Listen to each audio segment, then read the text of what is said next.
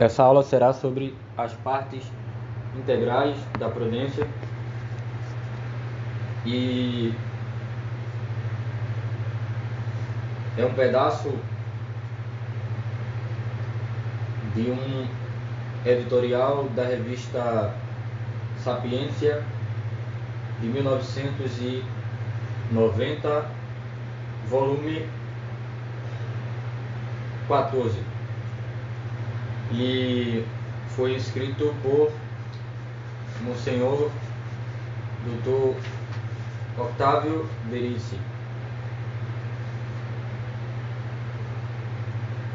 Quando ele vai falar aqui nas partes integrais da prudência,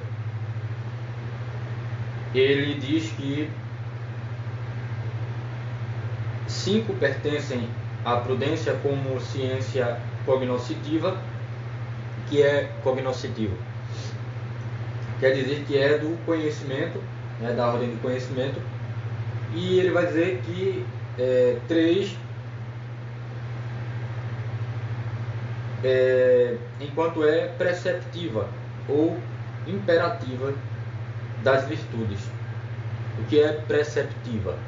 Preceptiva quer dizer que preceitua, que coloca o preceito.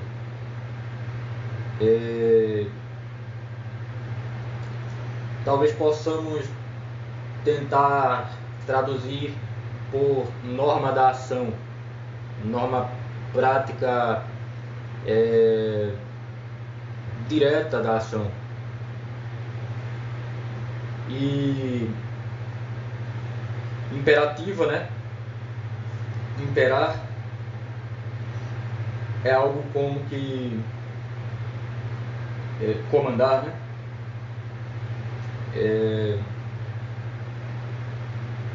Talvez comandar não traduza o sentido de imperar no geral, mas nesse sentido aqui me parece que sim.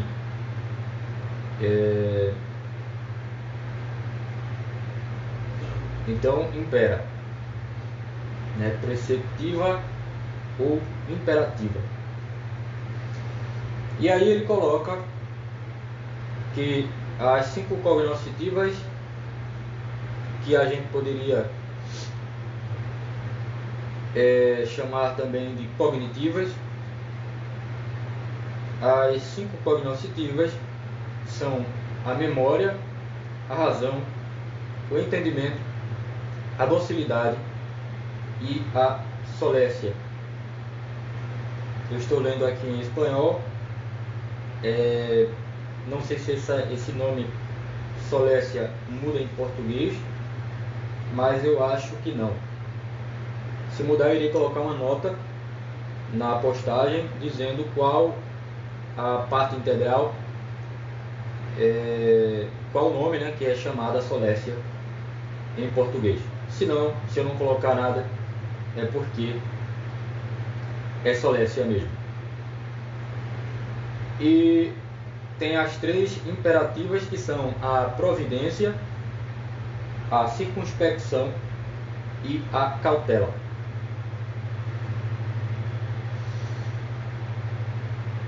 Então a gente tem aqui as 5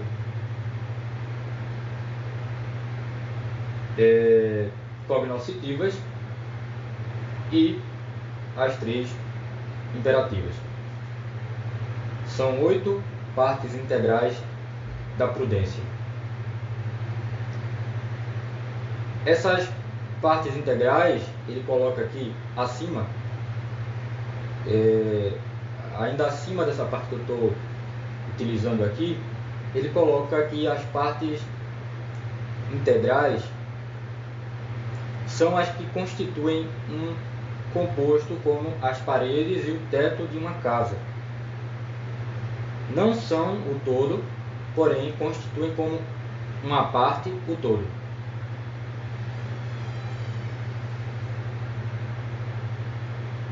A primeira é a memória. A primeira parte integral da prudência é a memória.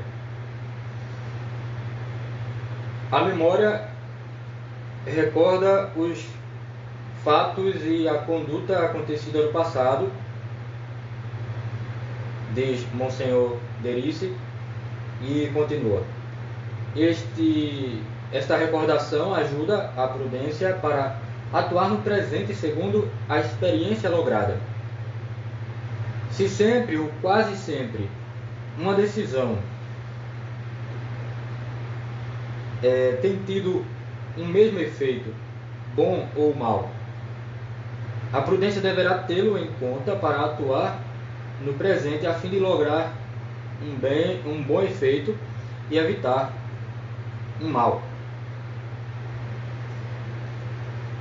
Então, o que é que acontece? Vamos destacar algumas coisas aqui. A gente tem aqui então a recordação do passado. Ele coloca aqui os fatos e a conduta.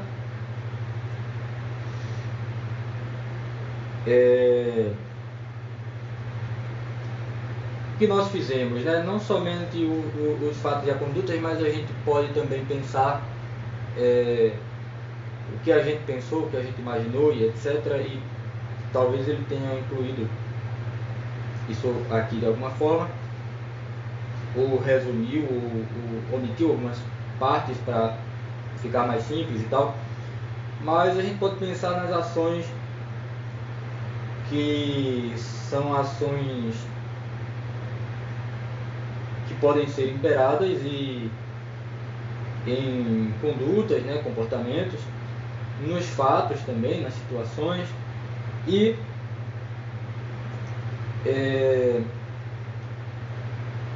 ter essa memória, ela deve ser para que a atuação, ou seja, os atos, o modo de atuar do presente, ele seja de algum modo baseado também nessa recordação.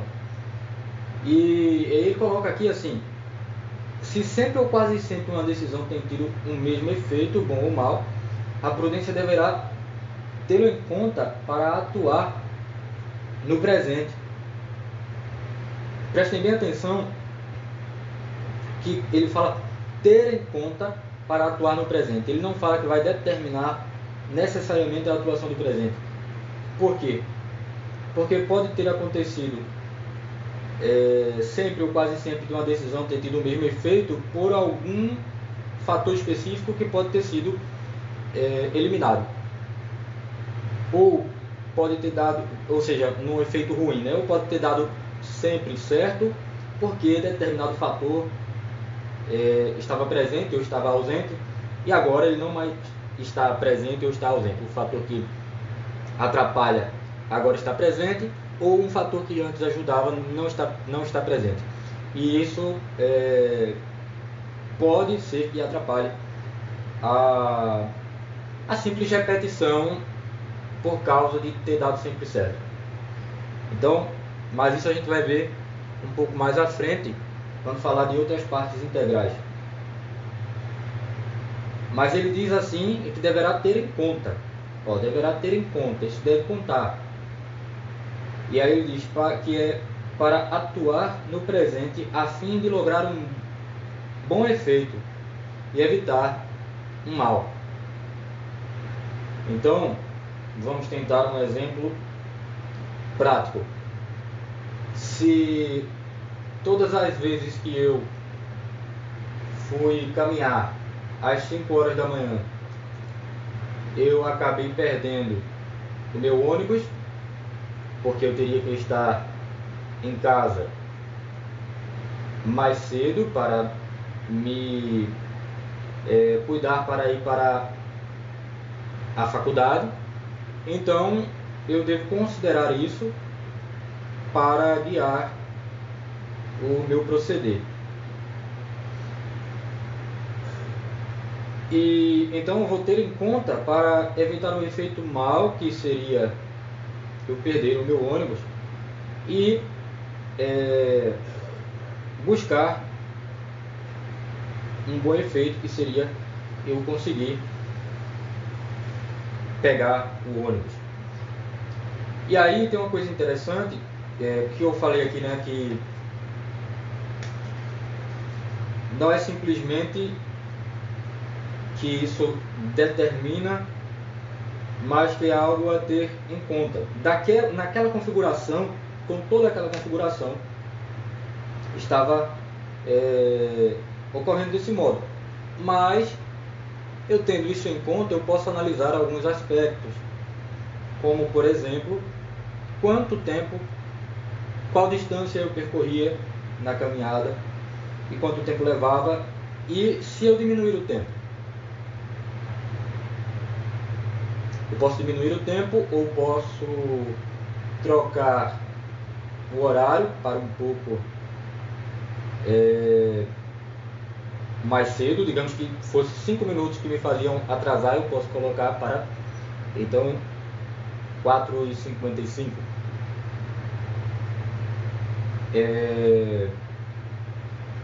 Isso é só um exemplo, né? E aí, essa parte integrante, ela diz respeito a isso, a essa memória dos acontecimentos passados, das nossas condutas passadas, dos nossos atos passados, para que nós possamos utilizar isso para agir bem. Ele coloca aqui: a prudência deverá tê-lo em conta para atuar. Eu vou ler um pedacinho aqui inteiro. Se sempre ou quase sempre uma decisão tem tido o mesmo efeito, bom ou mal, a prudência deverá tê-lo em conta para atuar no presente a fim de lograr um bom efeito e evitar um mal. Bom, eu acho que eu vou deixar esse episódio pequeno e eu irei continuar a memória no segundo episódio, na segunda aula.